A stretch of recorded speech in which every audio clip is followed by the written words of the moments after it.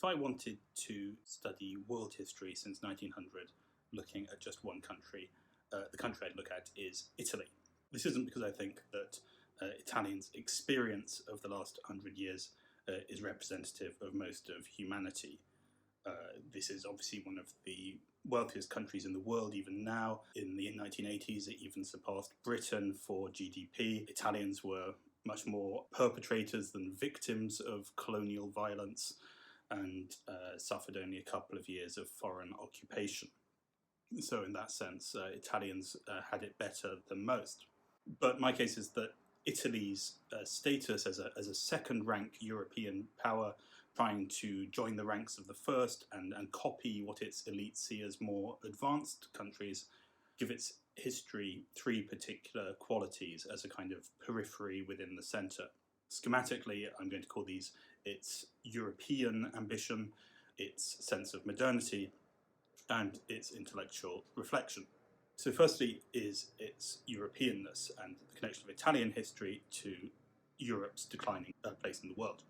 Italy emerged from unification in the 1860s, seeking to catch up with the major colonial powers, but instead its history symbolises how backward this vision of global power had become. Its African campaigns in Libya and Ethiopia were savage, even genocidal in their conduct, but economically costly and failed to make Italy a top European power, in any case in what was an era of rising US hegemony. When it did lose its colonies immediately after 1945, Italy became an example of total European subordination to US hegemony. From the 1970s, there was, of course, the attempt to obviate this with Euro-federalism, the idea of a European project to defend the old powers standing in the world, and Italian elites hitched themselves onto this with a keen Euro-federalism.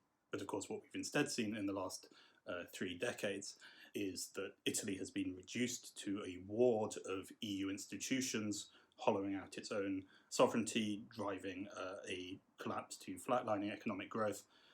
And so we've seen that this project hasn't given a platform for European states to exert their hegemony in the world, but rather managed their crumbling sovereignty. And Italy has been a particular victim and example of this. Second is the way that Italian history has a peculiar combination of the very highest capitalist innovation and technological development and residual backwardness.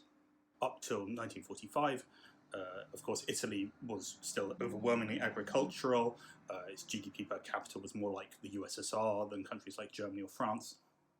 Illiteracy, child farm labour and so on was still rife. Whereas the economic miracle of the 1950s and 60s, in which basically its growth was only surpassed by countries like West Germany and Japan, made it a mass consumption economy which produced cars, electrical appliances, and so on. This breakneck industrialization also had massive cultural changes, driving more than 10 million migrants went from south to north. It was a spur to secularization. But this experience also illustrates that even intensive development in the advanced capitalist economies was also built on much more primitive forms further down the supply chain. The putting out system, mafia-imposed labour discipline, agriculture, and so on. So Italy shows that 20th century development doesn't proceed in linear stages, even in the richest economies. Third, and here I think I'm on my strongest ground, is that Italian political culture has been innovative in producing the categories with which we think about world history.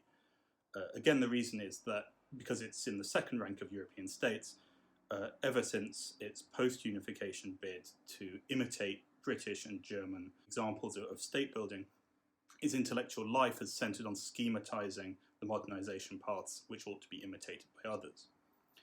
One variant of this is the cultural influence that it exerts itself. Obviously, the way we can read Brazilian or Turkish realities through Italian experience, thanks to Gramsci's thought combining rural Sardinia and proletarian Turin. But Italy also helps us understand the 20th century through its invention of fascism, the fact that it's had a mass democracy with a direct Cold War divide, actually quite rare among countries that were consistently democracies. And of course, in the EU era, it's hollowed out sovereignty and its postmodern Trumpian public realm. in which the connection between capitalist development and democracy is coming unstuck.